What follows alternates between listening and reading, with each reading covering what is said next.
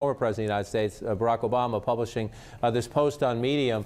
It's very detailed. It's very nuanced. He gets in, you see here, let's not excuse violence or rationalize it or participate in it. If we want our criminal justice system and American society at large to operate on a higher ethical code, then we need to model that code ourselves, the former president saying. If we want to bring about real change, then the choice isn't between protest and politics. We have to do both. We have to mobilize, to raise awareness, and we have to organize and cast our ballots to make sure that we elect candidates who will act on reform. I didn't listen to the entire call with the current President of the United States, so I want to be careful, but a very different approach here in tone.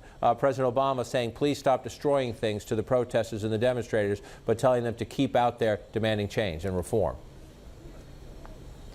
Yeah, this is the second statement that former President Obama has issued. He first issued one about 3 days ago. This one is much longer, and it's basically telling these protesters what to do moving forward, telling them to organize, telling them to mobilize and start voting as a way to respond to, of course, the death of George Floyd. And it's really notable hearing him speak out like this with this statement, because this comes as there is a serious internal debate, John, happening inside the White House over what the president should do next. Some people say they have not heard from him enough. He did address this after that space launch on Saturday. I was with him down in Florida, but he has not had an address dedicated solely to the death of George Floyd and the protests that we have seen breaking out across the country and the rioting as well. Instead, those messages have mainly come from tweets in addition to what he said on Saturday. And so the question is right now internally, should he do some kind of Oval Office address? Should he do a Rose Garden address? Should he just do something to speak? And there are some people advocating for it. He's hesitant, though, because of his last Oval Office address on coronavirus was widely criticized